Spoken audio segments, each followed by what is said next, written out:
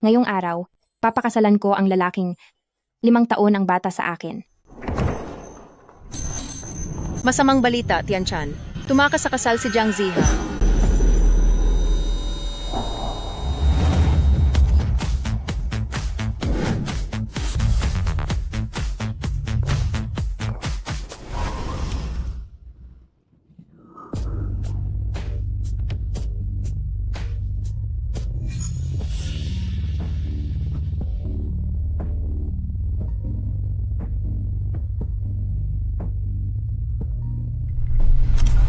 Jiang Zihao, nasaan ka na ngayon?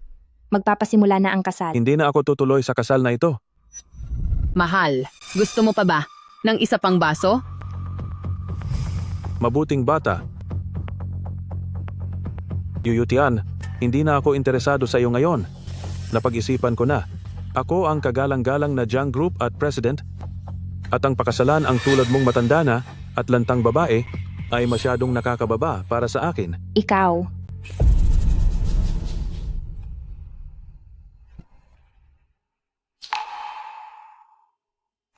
Yuyutian, ano bang ginagawa mo? Paparating na ang mga bisita sa hall? Ang lahat ay maayos naman? Bakit sinabi ni Zihao na hindi na siya darating? Wala kang kwenta. Siguradong may ginawa kang hindi nagustuhan ni Zihao. Wala kang silbi. Magtatatlongpong taong gulang ka na, pero hindi mo man lang marunong sumuyo ng lalaki. Dapat noon pa lang ay hindi na ako pumayag. Napakasalan ka ni Zihao, iyong matandang dalaga ka. Masyado na kayong sumusobra. Malinaw na ang anak ninyo ang habol ng habol kay Tian noon. Ngayon, siya pa ang tumakas sa kasal. Kahit anong tibay ng tali, hindi nito mapipigil ang asong gustong umalis. Ikaw, wala akong pakialam. Si Zihao ay kakaupo lang bilang president ng grupo. Kung dahil sa nangyaring ito ay masisira ang kanyang reputasyon at ang mga stocks ng pamilyang Jiang, kaya niyo ba kaming bayaran?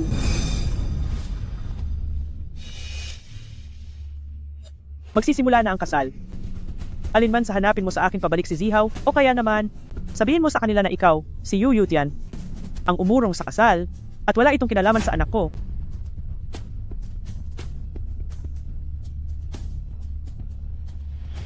Anong gagawin natin ngayon? Tian.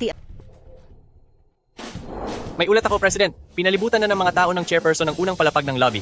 Tila sa pagkakataong ito, ay desidido talaga siya na kunin ka para sa isang blind date. Nanonood ka lang ba dyan? Mag-isip ka ng paraan. Kung ganun po, pumasok muna kayo sa kahit anong kwarto para magtago. Naghahanap lang naman tayo ng groom, di ba? Kung ganoon, dito mismo sa harap nila, maghahanap ako ng groom sa pamilyang Jiang. Ngayon, maghahanap.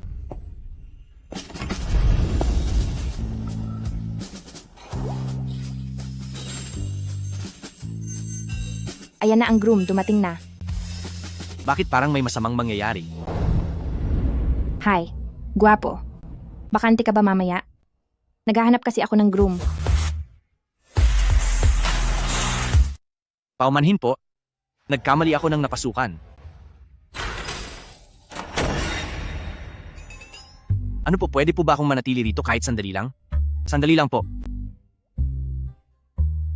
Brother, wag mong sabihing nakaaway ka ng mga kriminal? Anong brother? Anong mga kriminal? Ako. Gets ko. Bata ka pa, hindi mo pa alam ang lupit ng mundo. Malamang ay naisahan ka sa kung saan at lubog ka na sa utang, no? Ikaw. Huwag kang mahiya umamin. Sa ganda ng katawan at hitsura mo, sayang naman kung madadale ka lang. Ganito, matutulungan kita. Pero sa isang kondisyon, kailangan mo rin akong tulungan sa isang bagay. Anong itutulong ko? Magkunwari ka bilang groom ko. Gusto mo akong pakasalan agad-agad? Huwag kang mag-alala. Hindi naman kita lalamangan. Pakasalan mo ako, babayaran ko ang mga utang mo. Pareho nating makukuha ang gusto natin, tulungan tayo, panalo tayong dalawa. Hindi rin solusyon ang laging pagtakas. Kaysa pilitin ako ni Lola sa blind date, mabuti pa. Ano na?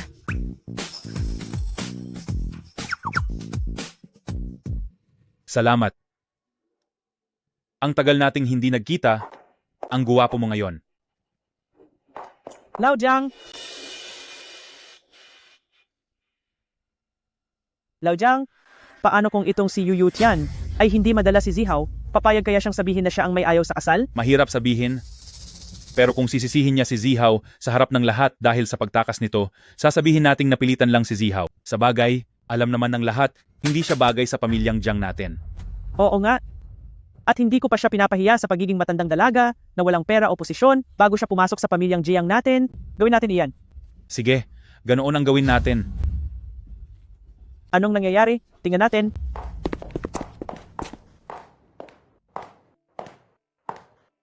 Sa ating mga iginagalang na panauhin, bago po magsimula ang kasal, bilang pasasalamat sa maraming taon ng pagsama at pag-aalaga ng groom, may inihandang isang presentasyon ang bride bilang sorpresa. Aba, marunong naman palang makisama. Itong si Yu Yutian.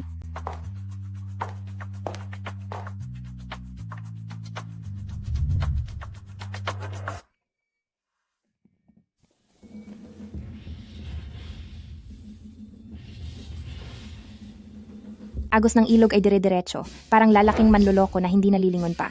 Aray, hindi nalilingon. Pagkatapos mambola, biglang mawawala. Kung manloko, ganoon-ganoon na lang. Walang konsensya itong lalaking manloloko. Mabuti pang maghiwalay na tayo ng maayos. Susunod na.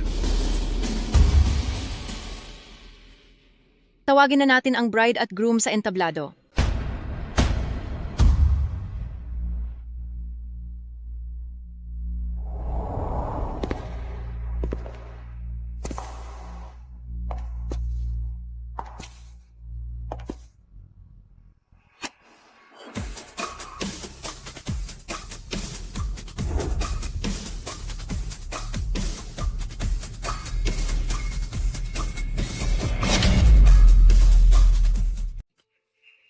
Kung hindi ako nagkakamali, ang nasa entablado ay hindi yata siyang master pamilyang Jiang.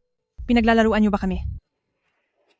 Pati kasal ay gagawin niyong laro? Sino pa ang magtitiwalang makipag-ugnayan sa pamilyang Jiang niyo? Yu Yutian, nagdala ka ng kung sinong lalaki dito? Anong balak mong gawin? Kung pinayagan niyo ang pangalawang anak ng pamilyang Jiang na mga liwa at takasan ang kasal sa mismong araw na ito, hindi ba pwedeng ang bride naman ay magsama ng gwapong lalaki para magpakasal? Anong pangangaliwa ang sinasabi mo? Malinaw na si Zihaw ay napilitan lang. Isa kang matandang babaeng wala nang kukuha. Siguradong hindi ka na matagalan ni Zihaw kaya tinakasan niya ang kasal niyo sa labas. Tama iyan. Kaming taga-pamilyang Jiang ay hindi pa nga nagdedemanda sa iyo. Sinong nagsabing walang kukuha sa akin? Hindi ba mas hamak na mas gwapo ito kaysa kay Jiang Zihaw? Hindi siya gaya ng pangalawang anak ng mga pamilyang Jiang, na nagpapanggap lang na matino, pero ang pangit na nga, babaero pa. Ang dila ng babaeng ito, napakatamis talaga. Ikaw, Oo nga naman. Sa mukha at forma pa lang ng nasa entablado, talagang hindi na siya mapapantayan ni Batang Master Jiang. akala ko pa naman ang bride ay namimilit lang dahil matanda na siya. Pero ang totoo ay marami naman pala siyang pagpipilian. Sa tingin ko, si President Jiang ang naunang tumakas sa kasal, tapos isisisi pa nila sa bride. Walang hiya ka. Ang lakas ng loob mong makipagtulungan sa lalaking ito, napalamunin lang para ipahiya kami. Kumanda ka, pagbabayarin ko kayo. Sige. Bago iyan, ayusin niyo muna ang sarili niyo. Ubus-ubusin niyo ang handa. Hindi na muna kami sasama sa inyo. Aalis na kami.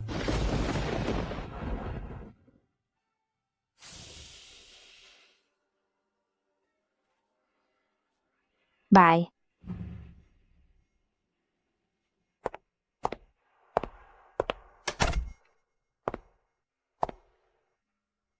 Hala. Bakit nandito ka pa? Hindi mo ba kailangang bumalik para magluto? Hindi na kailangan kapag tapos na ang kasal. Ano, ang ibig kong sabihin, pagkatapos ng kasal, oras na para mag-out sa trabaho. Masyadong maaga naman ang out nyo? Opo, Salamat sa iyo sa araw na ito. paano mo naman? Balak akong bayaran o bigyan ng pabuya? Gaya ng napag-usapan, babayaran ko ang utang mo. Sabihin mo, ilan ba iyan? Ilang daan o ilang libong dolyar? Kahit ilang 10,000 dolyar pa iyan, pipilitin ko pa rin na mabayaran iyon para sa iyo. Ate? Napaka-presyoso ko. Lagot, patay ako nito. Masyado kasi akong nagmadali sa paghingi ng tulong sa kanya. Nakalimutan kong itanong kung magkano ang utang niya. Kung aabot ito ng milyon-milyong dolyar, kahit ibenta ko pa ang sarili ko, hindi ko iyon mababayaran. Ah, ano? Pwede bang installment? Hindi naman sa hindi pwede. Pero ang dignidad ko, ibinigay ko na sa iyo. Kapag tinakbuhan mo ko, anong gagawin ko? Pwede tayong pumirma ng kasunduan. Sa isang pribadong kasunduan, madali lang bawiin ang pangako. Paano kung hindi na kita mahanap, hindi ba lugi ako? Bakit hindi? Magpakasal na lang tayo? Ano? Sa ganitong paraan, hindi na ako pipilitin ni Lola sa mga blind date. Akala ko dati umaarte lang kami, pero totoong kasal na pala kami.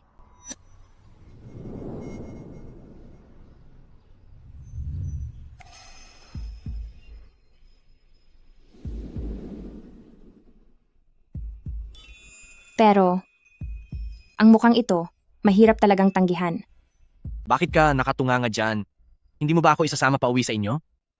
Aw, uuwi. Uuwi na. Ano ba ang iniisip ko? Kapag natulungan ko na siyang mabayaran ang utang, maghihiwalay na rin kami. Huwag ka nang mangarap sa mas bata sa iyo. Hindi pa ba sapat ang naging leksyon mo?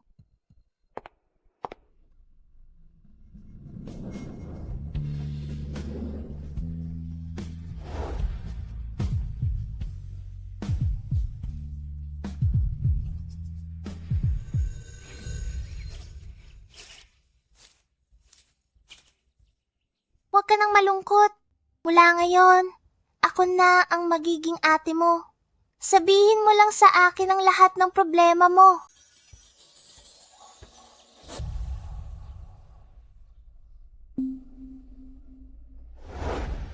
Ikaw? Kilala mo ba ako? Ha? Ikaw? Ikaw ay isang kusinero? Kalimutan mo na ang sinabi ko. Bakit? Napagkamalan mo ba akong pinakamamahal mong nakaraan? Hindi. Isa lang siyang ate. Ganon ba? Sa itsura mo, ang mahal mo siya. Hindi iyon.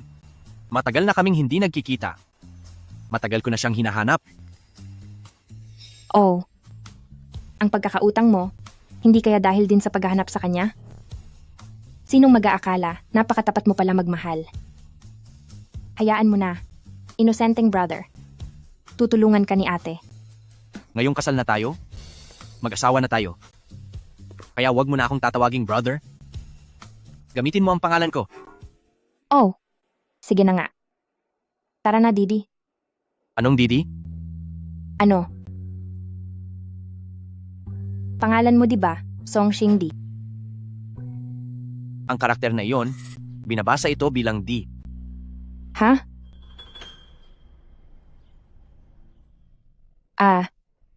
Nagkamali lang ako ng tingin. O tara na, Didi.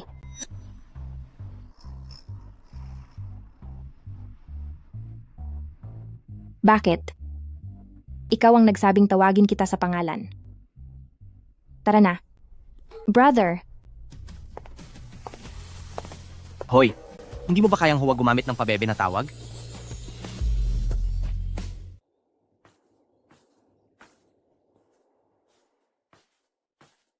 Magandang umaga. anong ginagawa mo rito? Oo nga pala. Nagpakasal nga pala ako sa kanya kahapon at isinama ko pa siya pauwi sa bahay. Lahat ba ng ito, ikaw ang naghanda? Oo. Dahil tinutulungan mo akong bayaran ng mga utang ko, hindi naman pwedeng wala akong gawin para makabawi.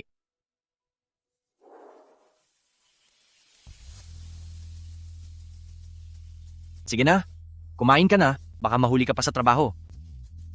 Hindi nga mali na magaling kang chef. May lugaw pa doon sa kusina.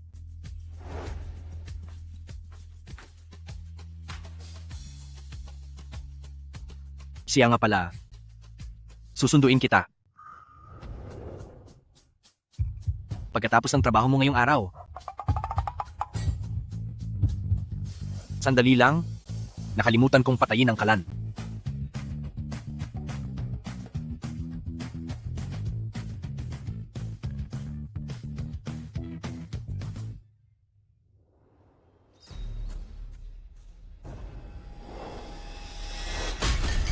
Wala kang kwenta? Para lang mapagsama ang lokong batang iyon. Kay Yu Tian, alam niyo ba kung gaano kalaking paghihirap ang ginawa ko. Noong una, para makahanap ng taong makakatulong sa kanya, tsaka ko lang inampon si Jiang Che. Sa huli, pagdating sa usaping negosyo, hanggang ngayon ay palpak pa rin siya. Hayaan mo na yon. Pero hindi ko akalain na kahit sa sarili niyang kasal, makakagawa pa rin siya ng gulo.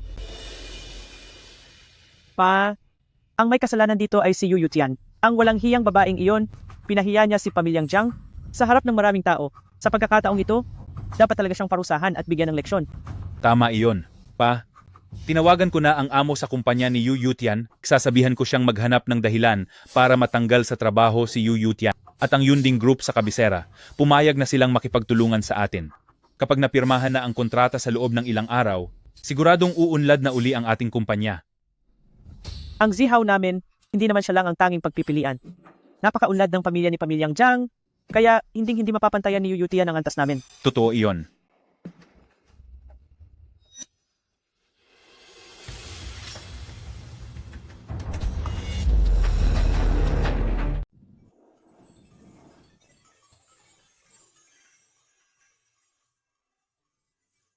Naku po, nakalimutan kong sabihin sa kapatid ko kaninang umaga ang address ng kumpanya. Gawin mo itong project proposal.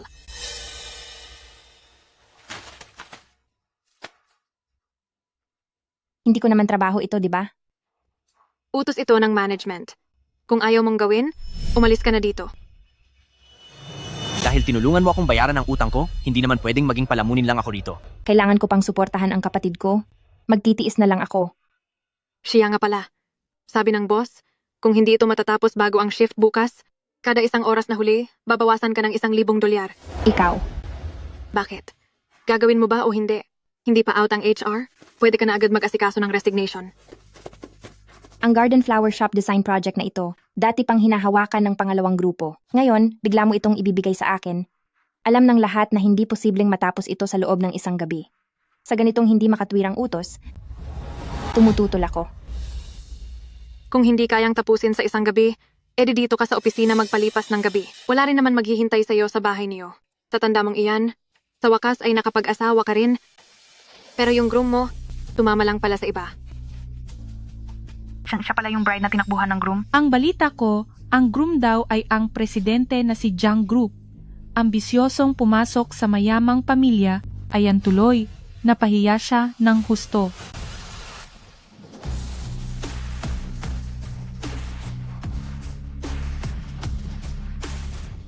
Mahal ko.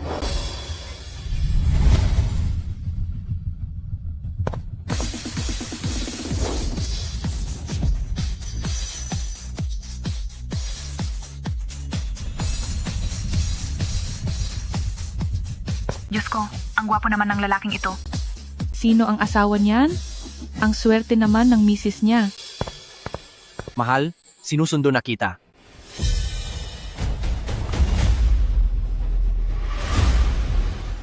Ano? Asawa? Asawa ni Yu Yutian? Hindi ba't tumakas ang mapapangasawa niya? Oh. Siguro ay kung saan-saan ka lang kumuha ng gwapong lalaki. Para lang magyabang? Pasensya na po, ang asawa ko kasi, ayaw madamay ang talino ng mga magiging anak namin, kaya pinalitan niya ang orihinal na ikakasal sa kanya, at ako ang pinili niya. Ang taong ito, bakit may daladala siyang marriage certificate? Ano naman ngayon? Siguradong isa lang din siyang palamunin at guwapong tambay. Bukod sa mukha niya, at sa pagiging bata, ay wala na siyang silbi. Sino ang sinasabihan mong walang silbi?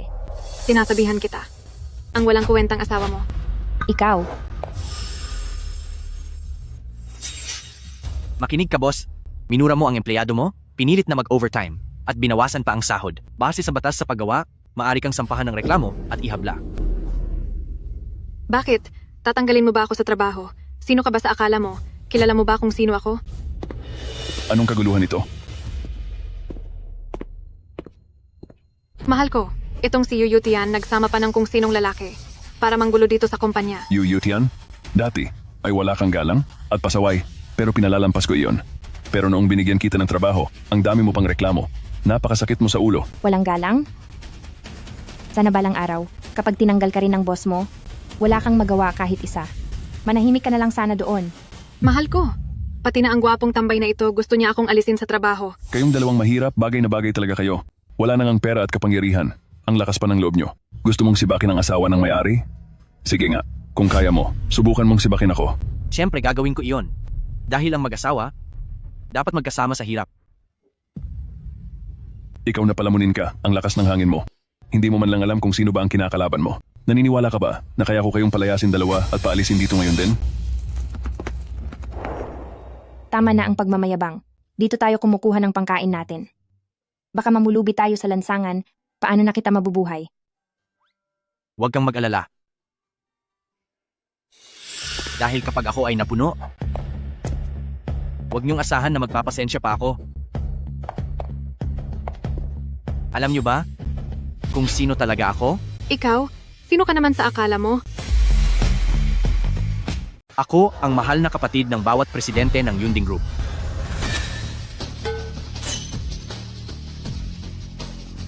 Ng mismong assistant. Sus, Kuya, tulungan mo ako. Oras na para kumilos ka. Kuya, ako, sino ka ba? ako ang mula sa Yunding Group ng Kabisera, ang assistant ng presidente. Kuya ang apelido ko. Kayo pala iyan, Assistant Kui. Ikinalulugod ko kayong makilala. Nagkita na tayo sa corporate exchange meeting 2 taon na ang nakararaan. Talaga po ba? Bakit parang hindi ko matandaan? Medyo malilimutin ako at hindi ko natatandaan ang mga taong walang pera o kapangyarihan at walang pangalan. Assistant Kui, ngayong narito po kayo sa aming kumpanya, may maipaglilingkod po ba kami? Kaming mga nasa Yunding Group ay bibilhin ang kumpanyang ito. Gusto talaga ng Yunding Group na bilhin ang maliit nating kumpanya? Ibig sabihin, yayaman na tayo? Subalit, gumawa na ng investigasyon ng aming boss. Hindi naging maayos ang pamamalakad dito at nagigipit na ang daloy ng pera. At ang boss ay pinaghihinalaan din sa paglustay ng pampublikong pondo at pagtanggap ng suhol. Kaya naman, papalitan ang buong hanay ng pamamahala. Ano? Kung mayroon pa kayong sasabihin, ipaliwanag nyo na lang sa mga autoridad. Maaari na kayong mag-impake at umalis. Sandali, maling akala lang ito. Maling akala ito. Opo, tama siya. Assistant Kui, maling akala po ito. Sigurado po kaming isang malaking pagkakamali lang ito.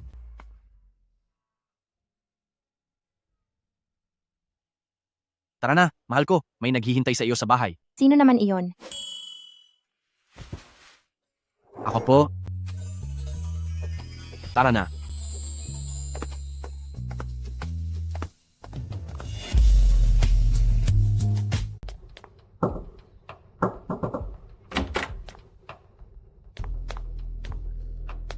Bakit hindi pa bumabalik si President?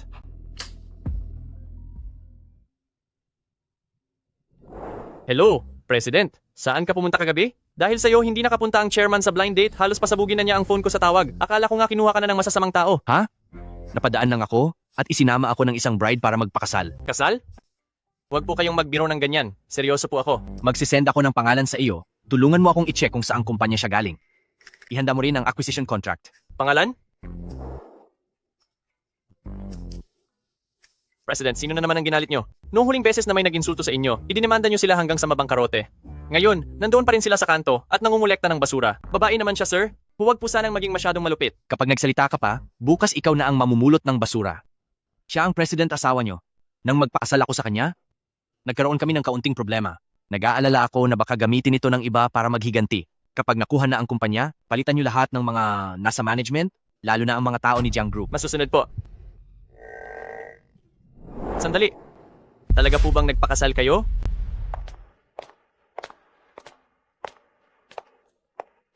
Siya nga pala, may kapatid ka palang lalaki. Bakit hindi ko narinig na binanggit mo siya? Pinsan ko siya. Dahil sa kanya, nakatrabaho ako sa isang star-rated hotel bilang isang chef. Ginamit ko lang ang koneksyon niya. Nahihiya lang akong sabihin. Teka, parang mali. Hindi ko naman sinabi sa'yo ang address ng kumpanya ko. Paano mo na lamang narito ako? Hindi mo ba sinabi sa akin? Sinabi mo kaya? Noong paalis ka ng bahay kaninang umaga mo sinabi. Dahil sa pagmamadali mo, nakalimutan mo na siguro. Sinabi ko ba talaga? Oo, sinabi mo. President. President. President. Oh, President Boss. Boss, naapakan niyo po ang paa ko. Pasensya na po talaga. Ang kuya ko po, kadalasan, hindi tumitingin sa dinadaanan. Nasaktan tuloy ang paa ko. Miss Yu, ihahatid. Ako na kayo dahil pauwi na rin ako. Po?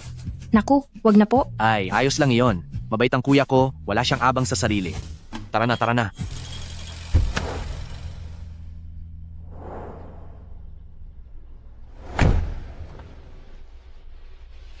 Kung ganoon, maraming salamat po, kuya. Wala anuman. Nga pala, President, ang bagong talagang human resources ay ayos na po. Ang bagong management team po at si Jiang Group ay walang anumang koneksyon. Garantisadong hindi nila pahihirapan si Mrs. Mabuti. Saka, tulungan mo akong imbestigahan ang impormasyon ni pamilyang Jiang. Opo. President, hindi ito ang nakasanayan ko sa iyo. Hindi ba't isa itong contract marriage? Bakit ang bait mo kay Mrs.? Ngayong kasal na kami, ang pagiging mabuti sa asawa ay sadyang tama lang. Hindi ba? Talaga? Parang higit pa roon ang nakikita ko. Sa tingin ko kasi, kamukha siya ng isang kaibigan ko. Ang ibig mong sabihin ay iyong babaeng hinahanap mo na ng mahigit 20 taon? Posible kaya na si Miss Yu nga siya?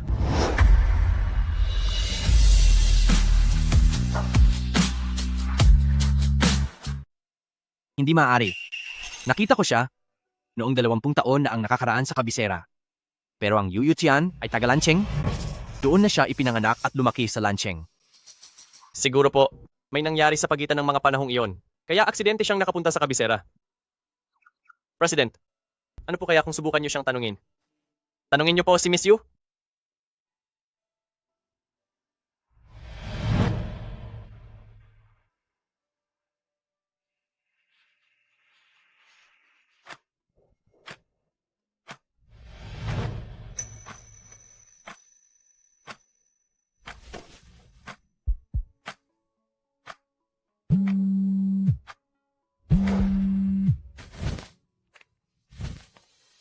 Hello? Ikaw na bata ka. Nag-ayos lang ako ng date para sa iyo, pero parang parusahan ang turing mo rito. Bakit hindi mo na sinasagot ang mga tawag ko? Lola, kasi po, Huwag mo na sabihing hinahanap mo pa ang ate na iyon. Ang tagal na niyon. Baka nga, ang ate na iyon ay kasal na ngayon, habang ikaw ay nandito pa rin sa...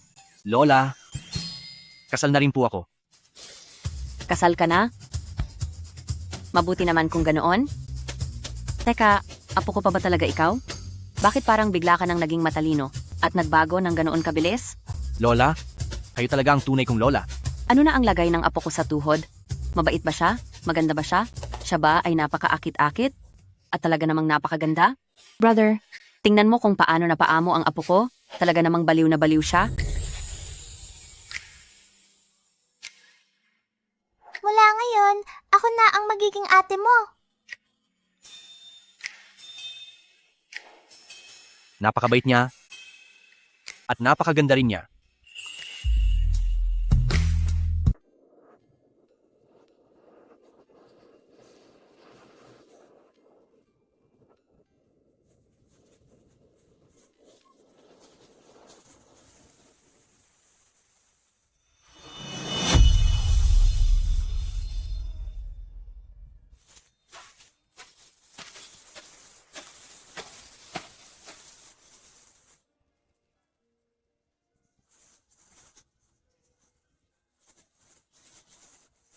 Sa tingin ko, mas magiging gwapo ka kapag ngumiti. Huwag ka nang malungkot. Simula ngayon ay ituturing na kitang kapatid at maaari mong sabihin sa akin ang lahat ng problema mo. Kailan ko kaya kita makikita muli?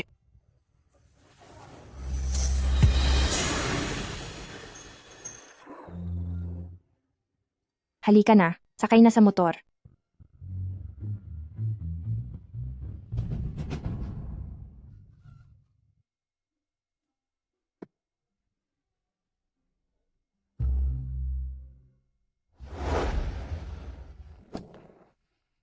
Teka lang, bakit ikaw ang magdadrive?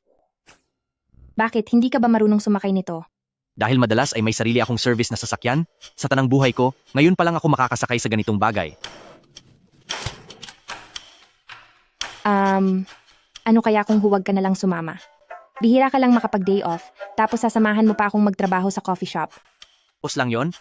Kagustuhan kong samahan ka. Kung ganoon, kumapit ka ng mahigpit, Mabilis akong magpatakbo. Sandali po. Bawal po ang may angkas sa dekuryenteng motor na ito. Tanggapin niyo po itong tiket. Lagot na. Nagmamadali akong pumasok. Nakalimutan ko ang tungkol dito. Pasensya na po, officer. Hinding-hindi na mauulit. Brother, pakikuha muna ang tiket ko at humabol ka na lang. Mahuhuli na ako. Kailangan ko ng mauna. Sige, Huwag mong kalimutang humabol, ha? humabol? Paano ako hahabol? Hoy, hindi mo pa sa akin sinasabi. Kung nasaan ang coffee shop, talagang hindi mo sinabi sa akin. Hoy,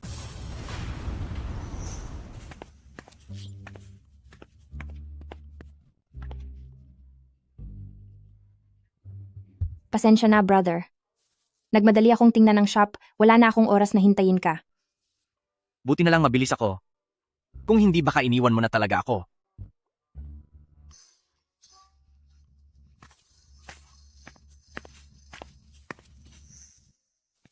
Ano to? Ito ang pinaka-trending ngayon na 4-grade hand-drawn comic. Isang guhit pa lang, kumikita na ng 60 dolyar. Ideya ko iyan. Mas kumikita kaysa sa pagtitinda ng kape. Hindi ko akalaing magaling ka palang mag-drawing. Siyempre naman, mahilig na akong mag-drawing bata pa lang ako. Kung nabigyan lang sana ako ng sapat na pagsasanay, siguro. Ang atin nyo ay isang sikat na artist na ngayon.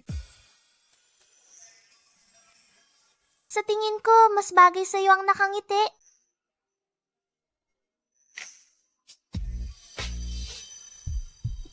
Bakit? Nagbibida-bida lang ako. Ang totoo ay hindi naman talaga ako ganoon kagaling. Noong bata ka pa, nakapunta ka ba sa capital?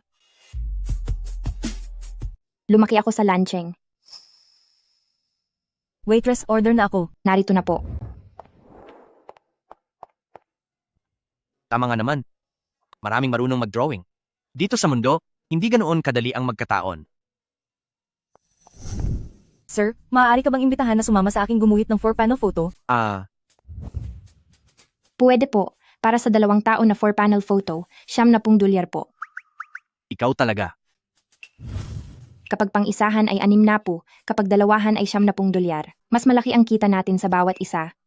Brother, gamitin mo na ang charms mo. Ako.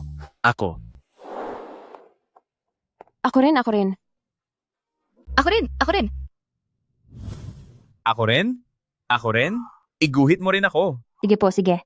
Isa-isa lang po tayo. Pumila po tayo.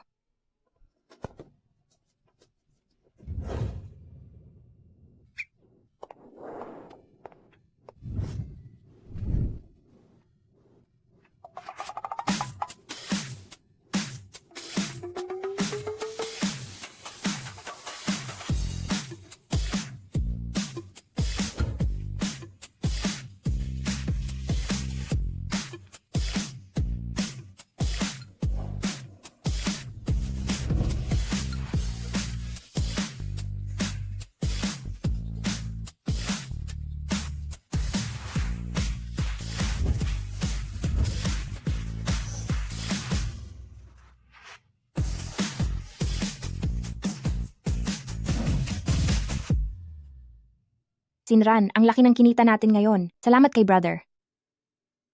Asawa mo ako. Hay naku. Sige na, tama na ang pagiging sweet nyo. Siya nga pala, hindi ba kaarawan mo ngayon? Iyong cake sa loob ng ref, kumain ka lang. Ngayon, pala ang birthday mo. Matagal nang wala ang mga magulang ko. Si Lolo ang nagpalaki sa akin. Lagi akong sumusunod sa kalendaryong lunar para sa birthday ko. Sa totoo lang, ngayong nasa ganito na akong edad, hindi ko na masyadong gustong mag-birthday. Parang lagi lang kasing ipinapaalala na tumatanda na ako.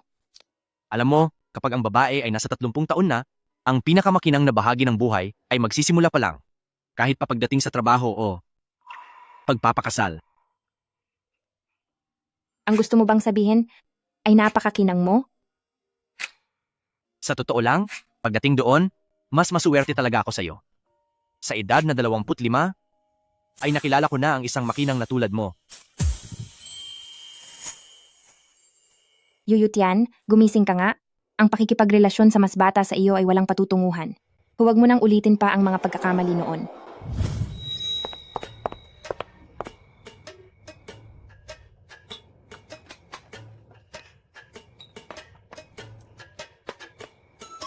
Pero kung iisipin, noong bata pa ako ay nakaalis ako ng lunching ng pansamantala. Matapos mawala ni Lolo, ay ipinadala ako sa ampunan sa ibang probinsya. Pero kung saang syudad iyon, ay hindi ko rin alam. Bakit mo ba naitanong?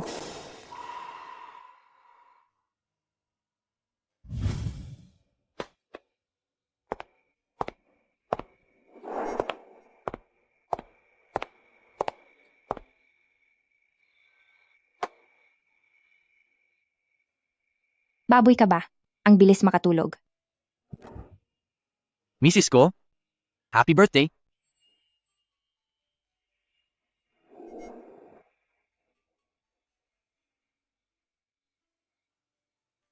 Salamat. Sa pagsama sa akin sa birthday ko.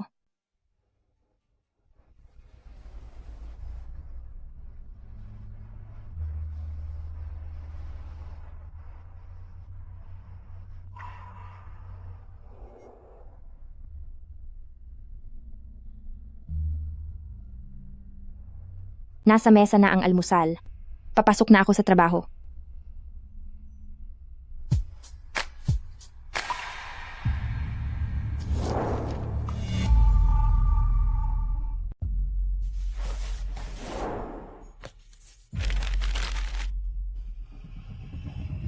Ikaw nga talaga.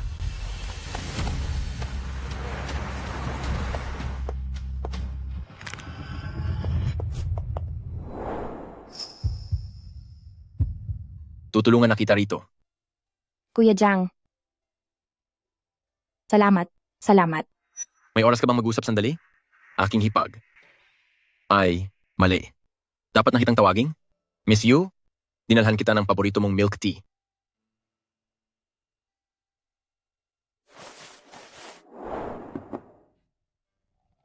Masarap ba?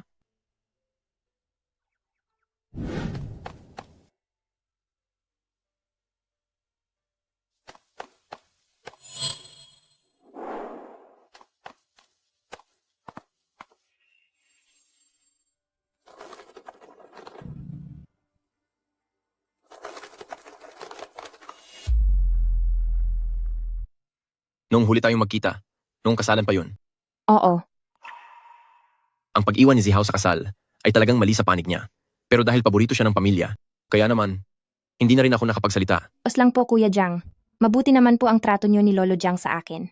Sadyang hindi lang talaga kami para sa isa't isa ni pamilyang Jiang. Tian, dahil hindi naman kayo nagkatuluyan ni Zihao, masaya ako. Ano? Kahit nabiglaan itong sinasabi ko, pero mula noong panahong kayo pa ni Zihao, na magkasintahan, ay gusto na kita.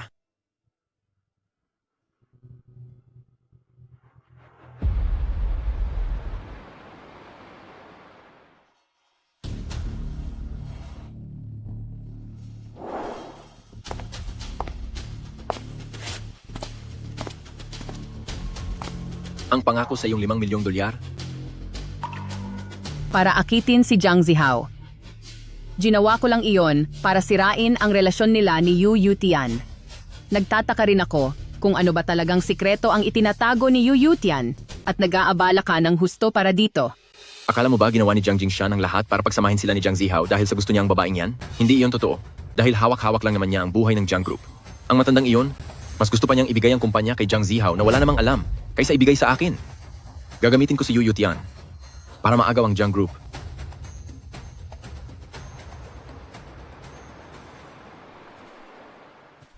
Heto, para sa mga gastos natin sa bahay ngayong buwan. Gamitin mo ito pambayad sa utang mo.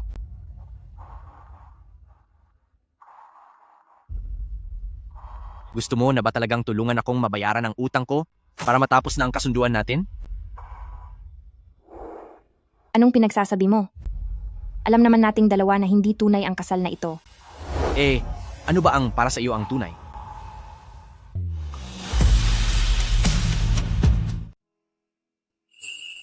Basta, ako ang ate. At ikaw naman ang nakababatang kapatid. Ang relasyong may malaking agwat sa edad ay hindi maganda ang kalalabasan. Katulad ni na kami ni Jiang Zihao. Na kunwari ay baliwala ang edad. Pero puro kasinungalingan lang pala iyon. Ibig bang sabihin ay mas gusto mo ang mga lalaking nasa 30 taong gulang na? Oo, talagang may appeal ang mga mature na lalaki. Gaya ni si Jiang Che. Ikaw talagang makulit na bata. Ano bang pinagsasabi mo? Kakaalis ko pa lang mula sa matinding sitwasyon. Paano ko naman muling ipapahamak ang sarili ko? Ako at ang mga tao ni Pamilyang Jiang ay kailanman ay wala nang magiging ugnayan pa. Pakiramdam ko ang mga mata ni Kuya Jiang ay kakaiba, para bang may maraming itinatagong sikreto. Marahil kapag tumatanda ang lalaki, ay lalo silang nagiging mapaghimas. Sa totoo lang, matagal na, ay nararamdaman ko na kay Jiang Zihao na hindi na tama ang mga tingin niya. Ngunit alang-alang kay Lolo Jiang, dahil sa kanya, ay hindi ko na ito pinansin.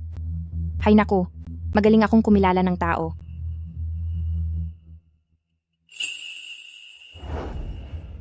Oh. Ganoon ba? Kung gayon, tingnan mo ang aking mga mata. Anong nakikita mo? Normal ka naman sa ibang tao. Bakit sa akin ay pabebe ka? Sino? Sinong nagsasabing pabebe ako?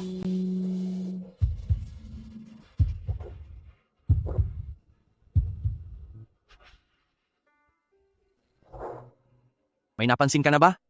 Ha? Ikaw, gwapo ka. Napaka-inosente mo. Mabait ka, matapat, at medyo mahina ang ulo. Tsaka, sobrang hirap mo.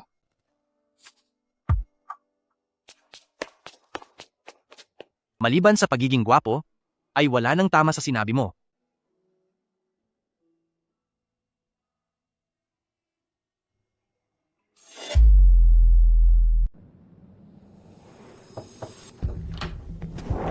President, ito po ang impormasyon tungkol sa Jiang Group. Mayroon ka bang espesyal na natuklasan? Mayroon nga po. Ang Jiang Group ay dating tinatawag na Tianyu Group. Tianyu? Naalala ko na ang lolo ni Tian Chan ay si Yu Tianyu. Opo. Ang Tianyu Group ay itinatag mismo ng lolo ni Miss Yu na si Yu Tianyu. Noon, ang Jiang Jingshan ay isa pa lamang na partner sa negosyo. Hanggang noong 20 taon na ang nakararaan, ay wala na si Yu Tianyu. Pagkatapos niyon, ang mga stocks na hawak ni Yu Tianyu ay inilipat na kay Jiang Jingshan. Pinalitan na rin ang pangalan ng kumpanya. Ang tito ni Miss Yu na si Yu Yuanchao ay nakatanggap ng pambayad sa paglilipat ng stocks pero lahat ng iyon ay ipinangsugal niya lang. Ang pambayad sa high school ni Miss Yu ay sarili niyang pinaghirapan.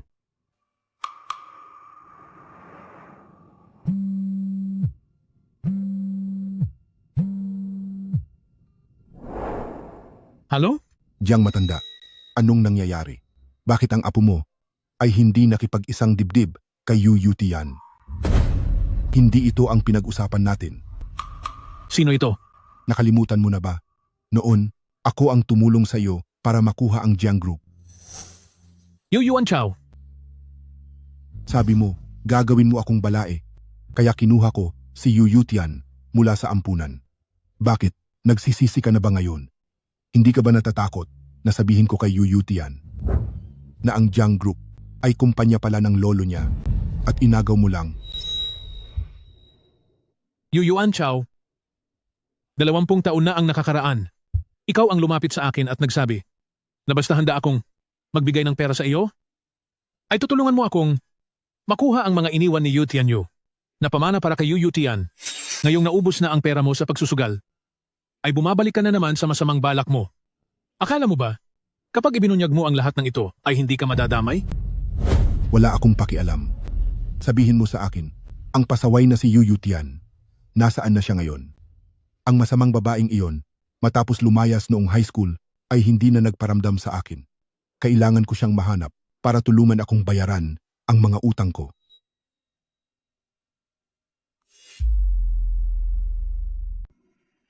President, sa tingin mo, mahal na mahal ni Yu Tianyu si Miss Yu, posible bang hindi niya siya iwanan kahit isang kusing sa kaniyang mana?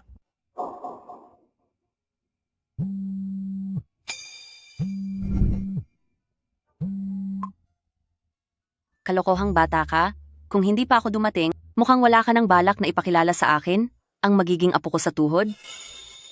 Lola, bakit kayo nandito sa Lancheng? Nandito ako ngayon, sa harap mismo ng coffee shop kung saan siya nagtatrabaho. Aba, napakaganda pala talaga ng mapapangasawa mo. napakaswerte mong bata ka. Lola, baka matakot sa inyo ang asawa ko. Anong sinasabi mo? Papunta na ako sa loob para batiin lang siya? Ako,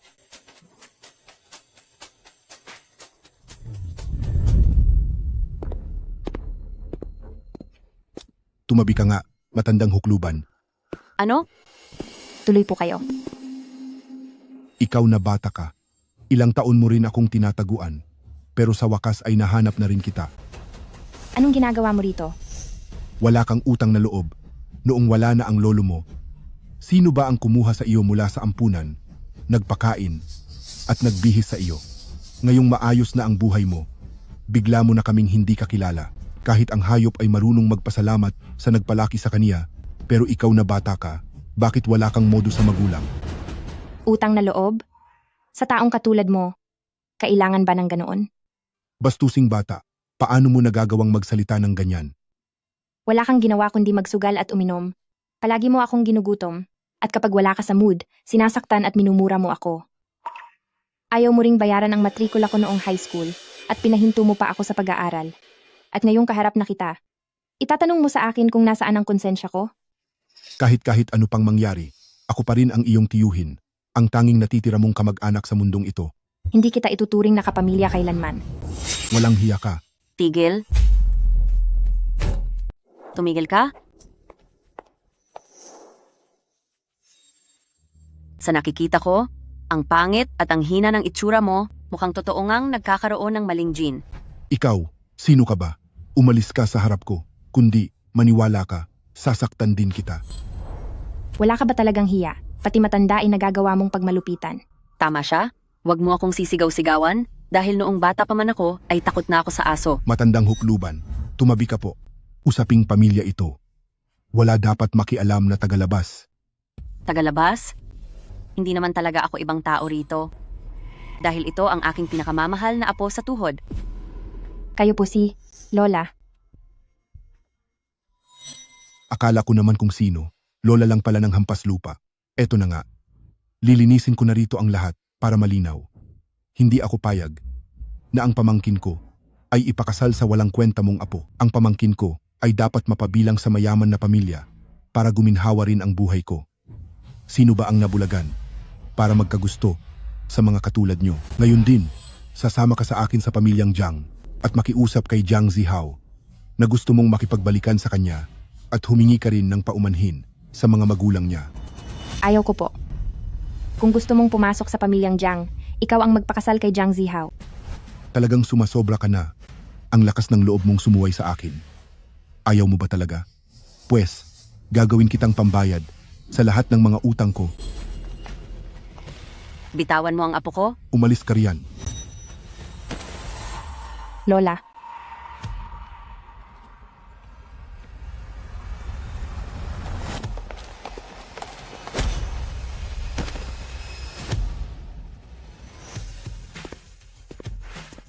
maayos ka lang ba? Ayos lang po ba kayo? Tagapangulo. Tagapangulo? Naiintindihan ko na. Kayong mga pulubi, umaarte lang kayo sa harap ko. Naghahambog ba kayo? Ilayo niyo siya. Gumawa ka ng gulo sa loob ng shop, tinawagan ko na ang 911. At ano naman ngayon? Alam niyo ba kung sino ang backer ko? Ang chairman ng Jiang Group, na si Jiang Jing Shan. At agad-agad niya akong palalabasin dito. Oh? Talaga ba? Kung may paraan siya, para mailabas ka, may paraan din ako para hindi ka makalabas. Huwag ka nang magpanggap. Dito sa Lancheng, sinong maglalakas loob na lumaban sa Jiang Group? Sa tingin mo ba, ay ikaw ang presidente ng Yunding Group? Paano mo naman nasabing, hindi nga ako yon? Ipakikilala ko uli ang sarili ko. Ako ang presidente ng Yunding Group dito sa syudad. Ako si Song Xingdi. Lola po. Heto po oh. O Tian-Tian, ang mga nangyari sa'yo ay sinabi na po ni Xingdi sa akin ang lahat. Hi, sa dami ng mga pinagdaanan mo, positibo ka pa rin at masayahin, siguradong mahal na mahal ka ng lolo mo. Kung hindi, ay hindi siya makakapagpalaki ng napakabait na apo na gaya mo. Mukhang sapat na ang tinagal ng presidente sa pagtayo roon. Maaari na po ba natin siyang pabalikin para maupo?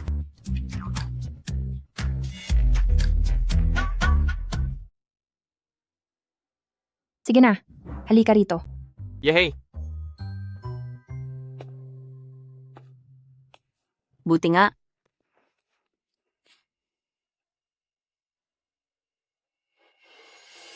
Si Xingdi ay pinalaki ko rin ng mag-isa.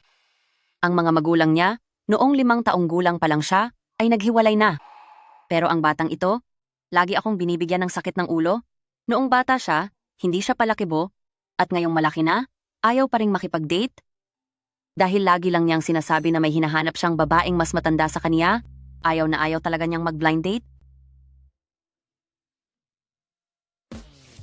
Binabalaan kita, ikaw na lalaking pasaway, kapag hindi mo inaalagaan mabuti ang asawa mo at hinayaan mong lumayo siya sa iyo, siguradong ako ang... Ano po ang sinasabi niyo, Lola? Mahal na mahal kaya ako ng asawa ko, di ba, Han?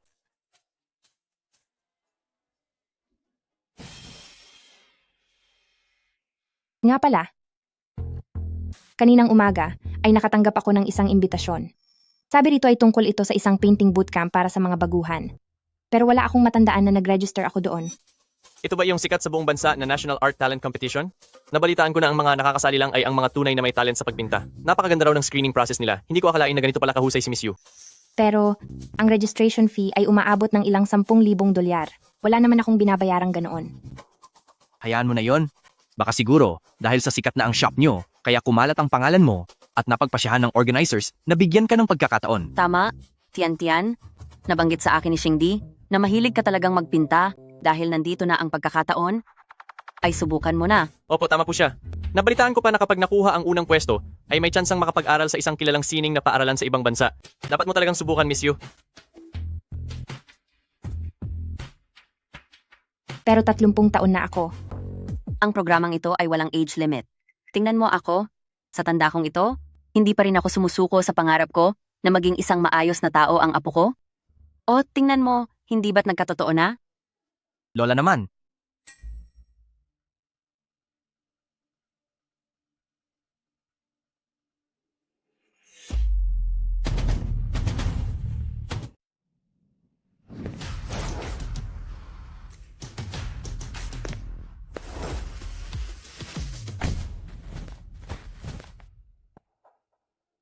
Ibigay mo ang dating proyekto ng pamilyang Jiang sa Henghui Group sa loob ng 2 araw. Ihanda mo ang financial report meeting ng huling quarter. Opo. President, hindi mo pa ba sinusuyo si Mrs.? Paano mo nalaman? Nitong mga nakaraang araw ay sobrang busy niyo po at wala na kayong oras para makita si Mrs. Hindi ba halata ang dahilan? Tamang-tama at may oras kayo ngayong gabi? Umuwi na po kayo para samahan si Mrs. Ipagmaneho mo na ako. Sige po. Ay, oo nga pala.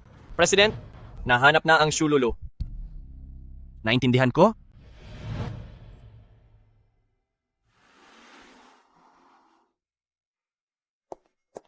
Tian. Kuya Jiang, Hindi ko nakuha ang iyong sagot. Kaya naisipan kong puntahan ka. Tian, ang mga hindi na ibigay sa iyo ng Zihaw, ako ang magbibigay. Maging pag-ibig man ito o marangyang buhay.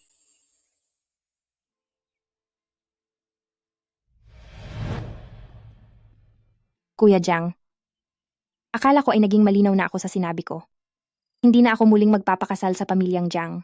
Noong una ay dahil sa tulong ng Lolo Jiang, kaya pumayag akong makipagrelasyon sa Jiang Zihaw. Pero kung iisipin ko ngayon, hindi talaga kami bagay para sa isa't isa. Siguro ang kasal na iyon ay pagkakataong ibinigay sa akin ng langit para mahanap ang taong tunay kong mahal. At nahanap mo na ba?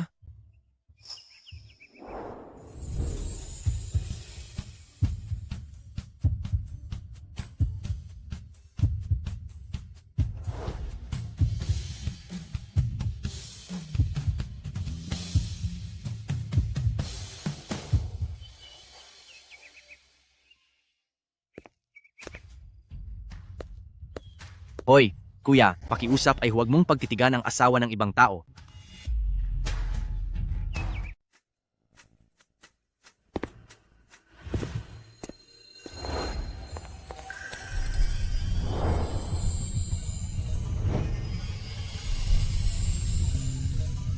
Narito ang asawa mo?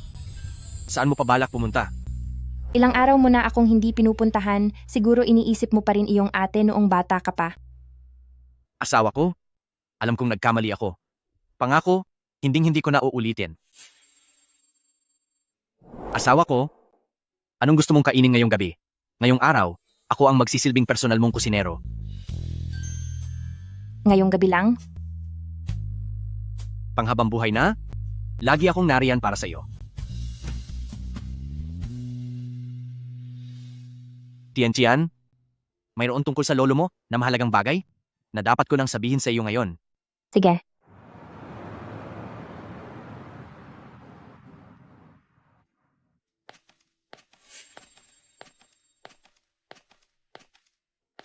Anong tinitingnan mo?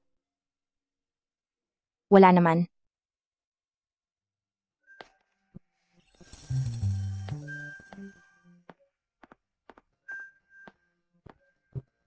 Dali, punasan mo na iyan ng tuwalya. Baka magkasipon ka pa. Wag na, matutuyo rin ito ng kusa. Magpupunas ka o hindi.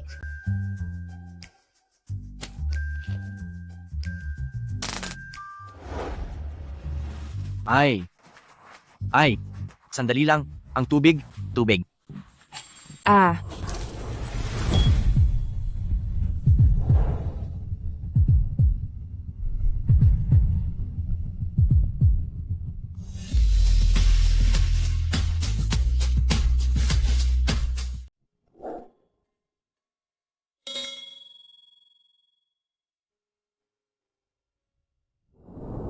Huwag kang tumakas.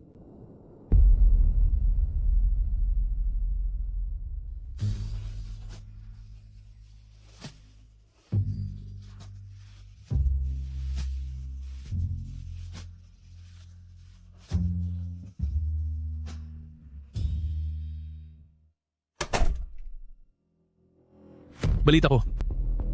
Ay pinuntahan mo si Tian Chan. Huwag kang masyadong umakting na malapit sa kanya. Kung alam lang ni Yu Tian na ikaw ang nagnakaw ng pamana ng lolo niya, tiyak na magsisisi siya na tinawag kanya ng matagal bilang lolo Jiang niya. Kasalanan ito ni Zihao na walang kwenta. Sinira niya ang mga plano ko. Pero ako, hindi ko ibibigay ang kumpanya sa kamay ng isang tagalabas na gaya mo. Habang buhay, ang tanging papel mo lang ay pagsilbihan si Zihao at tulungan ang aking pamilyang Jiang. Pamilyang Jiang. Hindi ko lang alam kung ang pamilyang Jiang na yan sa mga susunod na araw ay mapapasa iyo pa rin. Jiang Jingshan. Ano ang ibig mong sabihin? Alam mo ba kung sino ang lalaking pinakasalan ni Yu Tian? Hindi lang siya basta lalaking umaasa lang sa pera ng asawa, kundi siya ang kasalukuyang presidente ng Yunding Group sa Beijing, si Song Xingdi. Ano ang sabi mo? Sinasabi ko na kaya pala bigla na lang nang hindi maipaliwanag ay kinansela ng Yunding Group ang pakikipagtulungan sa pamilyang Jiang. Sa tulong ni Song Xingdi na isang henyo pagdating sa negosyo, panahon na lang ang kulang bago mabawi ni Yu Tian ang pamilyang Jiang wala ka nang magagawa. Sa ngayon, kailangan mong makipagtulungan sa akin. May paraan ako para sa iyo at sa pamilyang Jiang para maresolba ito ng panghabang buhay.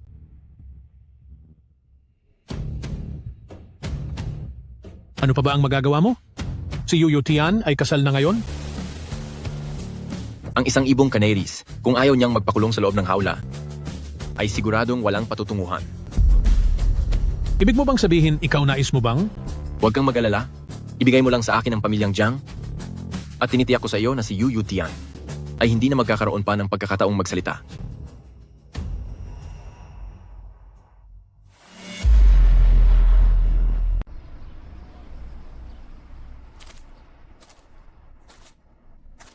noong bata pa ako at malungkot, dinadala ako ni Lolo sa tabi ng ilog para tingnan ang paligid. Madalas imbitahan ni Lolo si Lolo Jiang sa bahay para maglaro. At pagkatapos, si Lolo Jiang din ang tumulong sa akin na bayaran ang tuition ko at inaalagaan ako araw-araw. Si Jiang Zihao ay sa kanya ring ipinadala sa akin para ipakilala dahil gusto niya akong ipakasal sa pamilyang Jiang para guminhawa ang buhay ko. Akala ko, hindi ka gaanong nahihirapan. Siguro nasanay na lang ako na mabilis nakalimutan ang mga hindi magagandang bagay. Dahil mula noong wala na si Lolo, wala nang umaaliw sa akin. Kaya kailangan ko na magpakatibay agad. Para magkaroon ng sariling pera agad. Todo kayod ako sa trabaho. Kaya kahit oras para sa pag-ibig ay wala na ako. Mula ngayon, manatili ka sa tabi ko at hayaan mo akong protektahan ka, okay?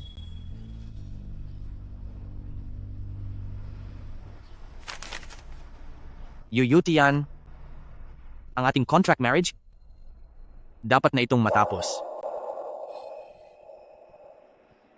Noong 5 taong gulang pa ako, nakatagpo ako sa tabi ng ilog ng isang babaeng mahilig mag-drawing. Napakaganda ng kanyang mga ngiti. At ang ganda rin ng kanyang mga mata. Kaya naman natandaan ko iyon ng 20 taon. Noong unang beses nating pagkikita, binigyan niya ako ng isang sketch na itinatago ko pa rin hanggang ngayon. Alam kong ang pagpipinta ay ang pangarap niya, kaya nanguna na akong irehistro siya. Nang hindi humihingi ng pahintulot sa iyo, pasensya na po. Ayaw kong ituring niya ako na parang nakababatang kapatid lamang. Natatakot din ako na kapag tapos na ang kontrata, baka iwan niya ako. Gusto ko lang na manatili sa tabi niya.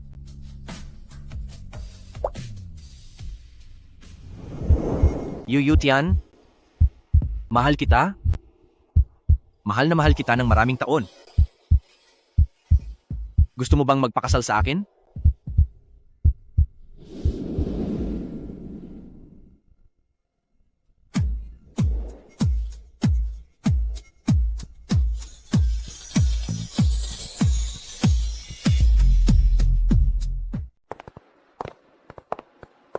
Hanggang dito na lang po tayo. Tawid lang ng kalsada ay nasa bahay na ako.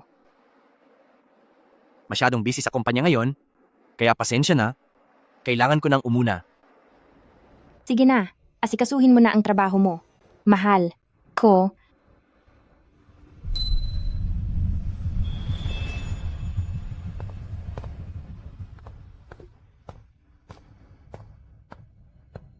Bye-bye. Bye-bye.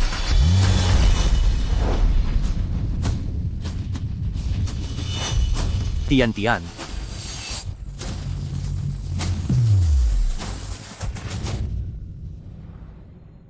Ayos ka lang ba? Ayos lang ako.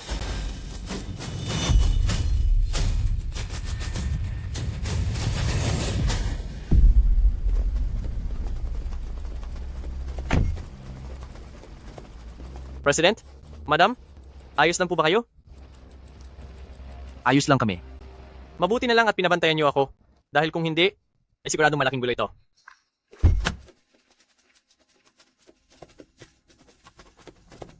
Panahon na para tapusin ang lahat. Hayaan niyo akong pumunta ng mag-isa.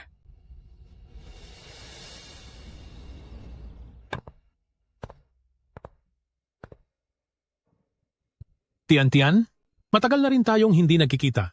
Ngayong araw, inaya mo akong makipagkita. Ano ba ang kailangan mo?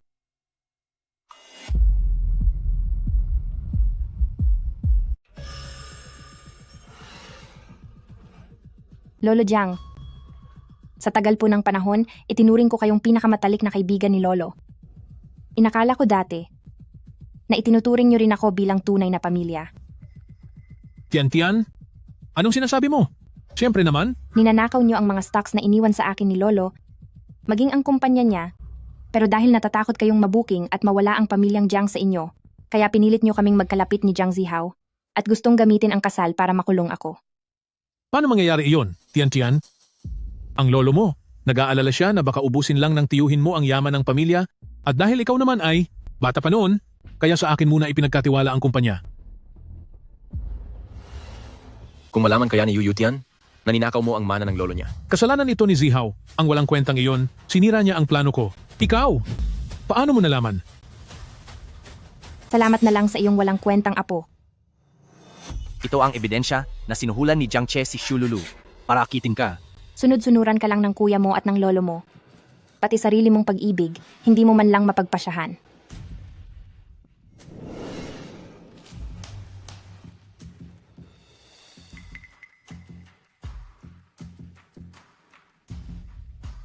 Sabi mo, kapag inilagay ko ito sa library, hahayaan mo akong makita si Lulu. Siyempre.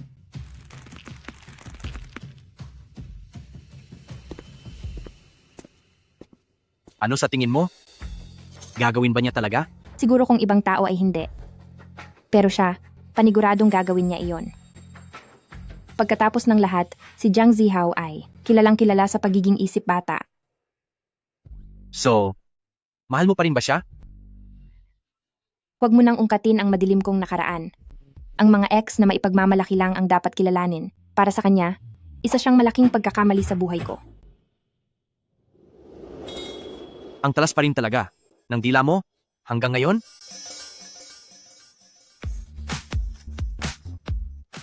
Ibinigay ko na ang mga ebidensya sa mga pulis. Ang orihinal na testamento ay nahanap na rin mula sa pamilyang Jiang. Kung may gusto ka pang sabihin, magkita na lang tayo sa presinto.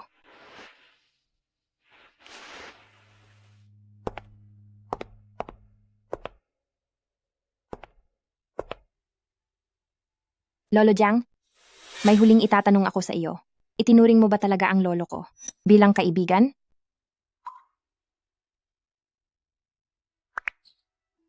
President, gaya ng inaasahan, ayaw aminin ni Jiang Che na siya ang nag-utos sa pagbangga. Pero naibigay na rin namin ang mga ebidensya sa mga pulis. Naglabas na po sila ng arrest warrant ngayon. Pati na rin ang dokumento ng testamento mula kay Yu Tianyu ay naibigay na sa abogado. Sinisiguro po naming susunod ito sa proseso ng batas para matulungang mabawi ni Miss Yu ang mga share sa kumpanya. Sige, salamat sa pagtatrabaho.